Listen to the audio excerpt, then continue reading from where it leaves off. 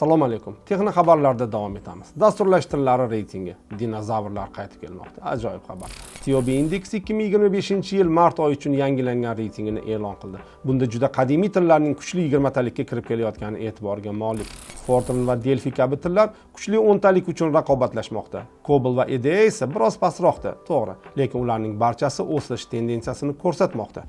Buning sababi nima? Nega yangi va istiqbolli tillar dinozavrlarni bozordan siqib chiqarmayapti? Bu haqda TOB Software bosh direktori Paul Jansen o'z fikrlarini bildirib o'tgan.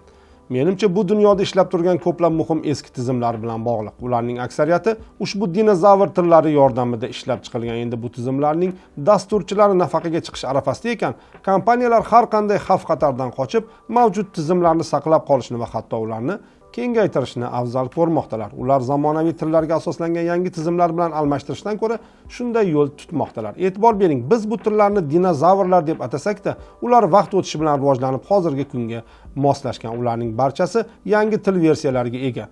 Fortran 2023, Delphi 12 2024-yilda chiqarilgan. EDA 2023, Cobol 2023 kabi bu tillarning TOB indeksi top 20 taligida bo'lishini g'alati deb hisoblashingiz mumkin, ammo ular o'z vazifasini bajaryapti va e'tirofga loyiqdir. Haqiqatan, agar u ishlayotgan bo'lsa, alishtirishga ne hojat? Starlink sun'iy yo'ldosh internetining eng arzon tarifi taqdim etilmoqda. SpaceX kompaniyasi vaqti bilan internetga ehtiyoj sezadigan foydalanuvchilar uchun mo'ljallangan Starlink sun'iy yo'ldosh internetining eng arzon tarif rejasini ishga tushirganini e'lon qilmoqda. Yangi tarif tez-tez sayohat qiladigan yoki qo'shimcha aloqa manbaiga ega bo'lishni istaganlar uchun juda mos keladi. Tarif rejasi Starlink Roam 10 GB deb nomlandi va kompaniya takliflari orasida hozircha eng arzoni hisoblanadi. Uning narxi oyiga $10 tashkil etadi. Notebook Check'ning ma'lum qilishicha, ushbu reja doirasida abonent maksimal tezlikda 10 GB internet oladi. Shundan so'ng agar limit oshib ketsa, kirish uchun qo'shimcha to'lov va har 1 GB uchun yana $2 to'lov amalga oshirishi kerak bo'ladi. Tarif doimiy ravishda katta hajmdagi ma'lumotlarni iste'mol qilish uchun mos kelmaydi, bu aniq, lekin ba'zi hollarda, ayniqsa favqulodda vaziyatlarda juda foydali bo'lishi mumkin. Bunga muqobil ravishda SpaceX qimmatroq tariflarni ham taklif qilmoqda. Masalan, 50 GB, bu 50 GB degani yoki umuman cheksiz internetdan foydalanishni istaganlar uchun $165 tariflar ham mavjud. Tarif liniyasi yangilanganiga qaramasdan uskunalar narxi o'zgarmadi. Standart Starlink to'plami hamon chakana savdo do'konlarida $350 sotilmoqda. Ma'lumot sifatida eslatib o'tish darkor, hozircha Markaziy Osiyo, xususan O'zbekiston hududida Starlink sun'iy yo'ldosh interneti ishlamaydi. Kompaniya tomonidan taqdim etilgan onlayn xaritaga e'tibor qaratsak, SpaceX 2026-yilgacha hududga kirib kelishni reja qilgan.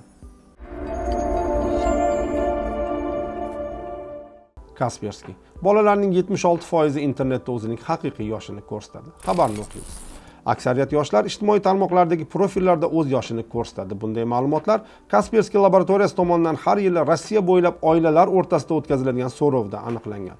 Ma'lumotlar Kaspersky laboratoriyasi buyurtmasiga ko'ra, onlayn intervyu kompaniyasi tomonidan 2024-yil iyunda o'tkazilgan internetdagi kattalar va bolalar raqamli odatlar, xavf-xatar va xavfsizlik tadqiqotidan olingan. Tadqiqotda Rossiyaning yirik shaharlarida istiqomat qiluvchi 3 yoshdan 17 yoshgacha farzandlari bor 1013 nafar oila ishtirok etgan. Kaspersky laboratoriyasi ma'lumotlariga ko'ra, bolalarning haqiqiy yoshini ko'rsatishi potensial xavfli tendensiya hisoblanadi. Chunki bunday maxfiy shaxsiy ma'lumotlar firibgarlarga ijtimoiy muhandislikdan foydalangan holda aldov sxemalarini amalga oshirish uchun qo'shimcha imkoniyatlar berishi mumkin. Endi statistikaga e'tibor beramiz. 11 yoshdan 14 yoshgacha bo'lgan o'smirlarning 20% haqiqiy yoshini aytmaydi. Aksincha uni oshirib ko'rsatadi, lekin masala boshqa joyda.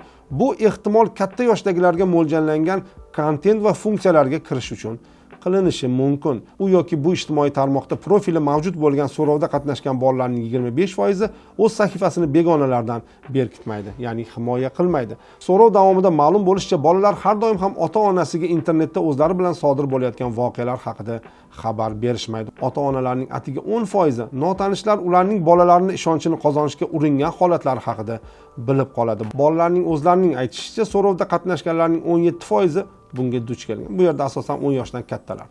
Aloqa o'rnatishga uringanlarning 50% ijtimoiy tarmoqlarda, 32%, onlayn o'yinlarda 31% esa messenjer dasturlarida sodir bo'lgan. Ming afsus, onlayn firibgarlik rivojlanib bormoqda. Bundan himoyalanish esa ko'p jihatdan o'zimizga bog'liq. Eng kamida informatsion gigiyenaga rioya qilish kerak va farzandlarimizni ham shunga o'rgatishimiz darkor.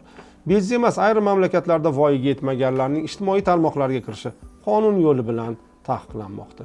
Hozirgacha yetkazmoqchi bo'lgan xabarlarimiz shulardan iborat. Salomat bo'ling, axborot texnologiyalariga oshno bo'ling, zero kelajak u bilan.